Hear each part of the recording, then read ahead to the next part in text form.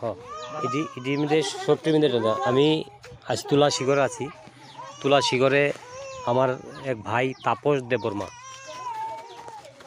ওর নাম তাপস দেববর্মা। ওর 500 গাছ আছে। উনি আজকে রাবার বাগানের মাল দিচ্ছেন। এই মিক্সচার হচ্ছে মাল।